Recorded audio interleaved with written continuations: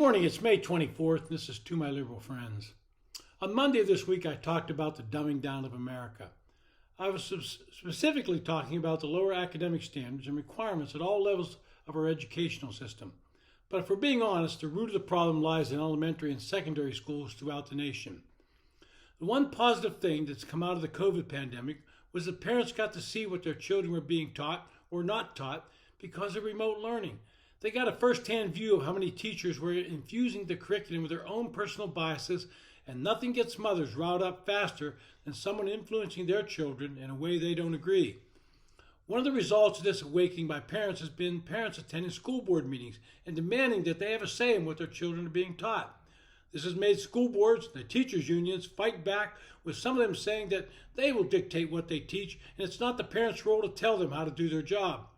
In Loudoun County, Virginia, it became the focus of this outcome, and the results were not favorable to the board or the teachers' union. The second result of parents seeing what has been taught to their schools is a flight from public schools. Charter schools are popping up all over the nation, and politicians are getting into the act by passing legislation at the state level that allows for school choice. This effort has been led by Republicans and Democrats that vehemently oppose school legislation. They oppose this because of the massive amount of funding they get from the teachers' unions. In Oklahoma, they passed a school choice bill. This legislation allows parents to put their child in the best available school for that child, regardless of the family's zip code or income. Parents can choose from traditional public schools, public charter schools, public magnet schools, private schools, online academies, and even homeschooling. The state will fund these choices through a tax credit. The amount of the credit will be $5,000 per student for parents sending their children to private schools and $2,500 for those at the homeschool. Anyone surprised the teachers' unions have fought vigorously against this bill? In North Carolina, they passed what is called the Choose Your School, Choose Your Future Act. It includes funding based on family income and passed on a party line vote with one Democrat supporting the bill. The governor vetoed the bill and it was overturned. That led the governor, Roy Cooper, a Democrat, to declare a state of emergency. He says this bill would harm students. Republicans countered by showing that the real state of emergency should be that 40% of North Carolina fourth graders scored below basic reading last year. Charter schools now represent 7% of national school enrollment. In a growing number of cities, this number is well above 40%. This represents one of the most dramatic shifts in the structure of U.S. schooling in the past half century. An entire sector of publicly funded, privately run schools has emerged from scratch and now rivals private schools in its size and scope. The studies out there have shown that students attending charter schools are faring better in their test scores, and they are significantly better in urban areas, and schools using a, quote, no excuses, unquote, approach to instruction and discipline. These urban charter schools have seen minority students flocking to them because their parents are tired of the public schools failing their children's education.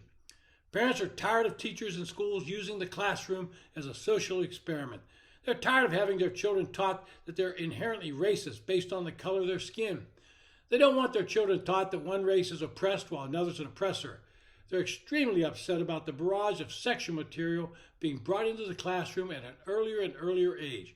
They're weary from hearing their children being told at school they cannot use normal pronouns such as he, she, him, her, and have to use some generic term that won't offend someone that's looking to be offended.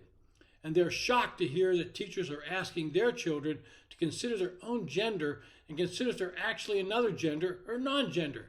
These questions are being asked of children as early as elementary school, and I can tell you, parents are not liking it. But instead of working with parents, all too many schools and teachers fight back, saying they're the only ones that are in charge of what's being taught, and they go so far as to coach their students to not say anything at home. In Rutherford County, Tennessee, school officials asked parents to sign forms stating they would not watch their child's online classes while the district remains closed for in-person learning. You have to wonder why didn't they want them to watch?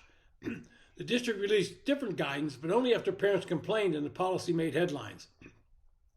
As I said in the beginning, parents got a good look at what was being taught during the pandemic and remote learning. Many of them are angry and they're not going to sit down and be quiet. They're speaking up, and politicians would be wise to listen. Just ask Terry McAuliffe, who was the presumptive favorite to win the governor's race in Virginia, only to see education in schools become a major issue as he went down to defeat to Glenn Youngkin. Parents across party lines are more invested in their children's education than they are in party politics. But Democrats seem hell-bound on doing the teachers' union bidding and keep that money flowing. But what they, as well as Randy Garten, head of the American Federation of Teachers, fail to realize that it's a good percentage of their teachers are parents as well, and they're also concerned. And if you wonder how Mrs. Weingarten pushes the woke agenda of the LGBTQ crowd, just ask her wife, Sharon Kleinbaum. And Republicans have started listening to those teachers and passing laws that say if you're not mandated to join the union, nothing will hurt Weingarten and her cohorts more than losing the dues of a good percentage of their teachers. As they say, money talks. This has been To My Liberal Friends. Thanks for listening. If you agree or disagree, leave a comment.